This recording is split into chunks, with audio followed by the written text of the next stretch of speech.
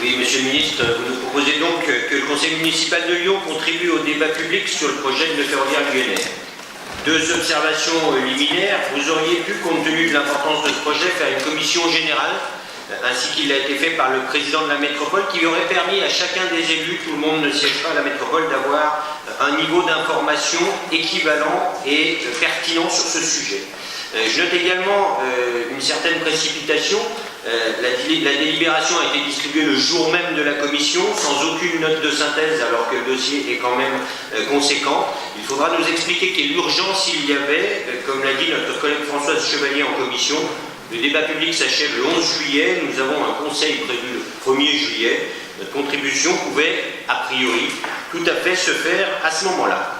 Mais revenons au sujet du ferroviaire, enjeu non seulement pour notre ville, mais pour la métropole bien évidemment, pour notre région et pour notre pays. Dans votre propos jeudi dernier, lors de la réunion publique, vous faisiez référence, Monsieur le Ministre, à la décision de Dominique Bussereau, alors secrétaire d'État chargé des Transports, de s'atteler à ce sujet en confiant une mission à Madame Marilyn Meau. Elle rendait un rapport en octobre 2011 déjà, dont le titre de la première partie était « On ne peut plus révélateur », chronique d'une saturation annoncée. Vous indiquiez également jeudi qu'il fallait essayer de ne pas reporter sans cesse la prise de décision. Nous partageons votre avis, mais force est de constater que sur ce sujet, ça n'avance guère. Je vous renvoie à la prise en page 7 du dossier du maître d'ouvrage. C'est assez édifiant quand on se plonge dans les dates. Pour autant, votre proposition d'avis est quelque peu réductrice en ne se concentrant que sur la traversée de Lyon. Votre adjoint, dans sa présentation, par 2 fois, a commis un lapsus en parlant de la ligne Saint-Fond-Genêt. Effectivement, une ligne Saint-Fond-Genêt pourrait réduire beaucoup de nos problèmes de nos ferroviaires lyonnais. Je pense qu'il voulait parler de Saint-Fond-Grenay, dont la portée sera beaucoup plus limitée. Votre proposition d'avis, Monsieur le Ministre, est donc un peu réductrice en ne se concentrant que sur la traversée de Lyon.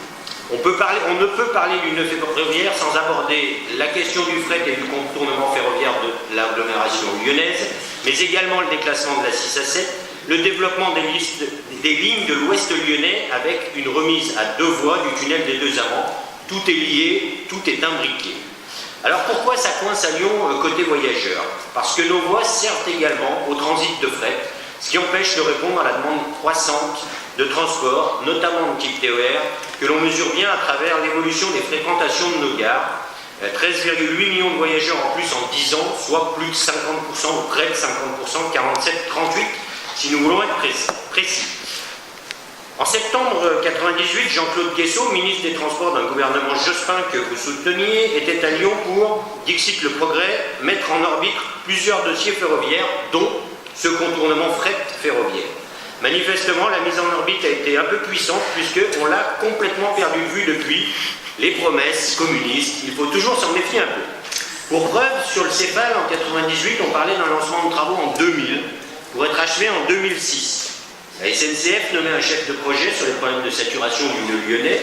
Il faut attendre 2011 pour le lancement d'une enquête publique sur la partie nord du Cépal, 2012 pour une déclaration d'utilité publique du Cépal Nord, autorisation valable 15 ans, où en est-on aujourd'hui?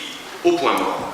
Et ne parlons pas bien évidemment du Cépal Sud qui lui n'avance pas. Sur le nœud ferroviaire lyonnais, en août 2015, un élu lyonnais bien informé annonçait, je cite, « Dans l'année qui vient, un débat public sur les grandes orientations du nœud ferroviaire lyonnais sera mis en place. » C'était vous, Monsieur le Ministre, dans les colonnes du Progrès. Ça devait être une de vos promesses encore. Près de 4 ans après, nous y sommes. Monsieur le Ministre, une fois encore, vous parlez beaucoup et malheureusement, comme sur beaucoup de sujets, vous agissez peu. La phrase n'est pas de moi, elle est de l'actuel président de la métropole à propos de l'anneau des sciences. Pourtant, maire, président de Courly, président de métropole, sénateur, ministre, avec en plus à l'époque une région dirigée par une équipe qui était de votre bord politique, on aurait pu espérer un peu plus d'efficacité.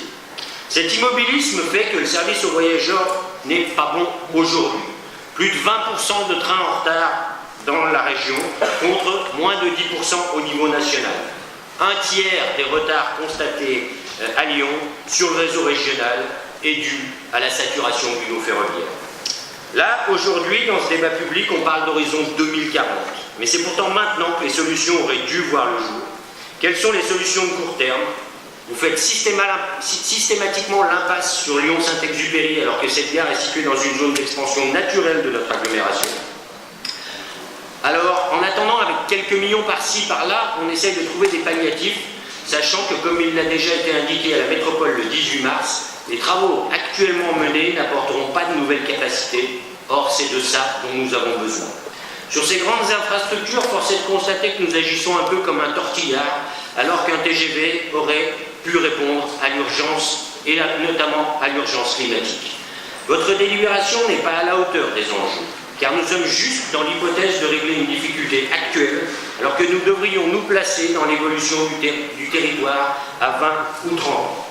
Si l'option souterraine présente certes un intérêt, son efficacité ne saurait être déconnectée du céphale, de l'évolution du réseau à l'ouest ou de la montée en puissance de la gare de Saint-Exupéry, point non évoqué dans l'avis que vous nous proposez.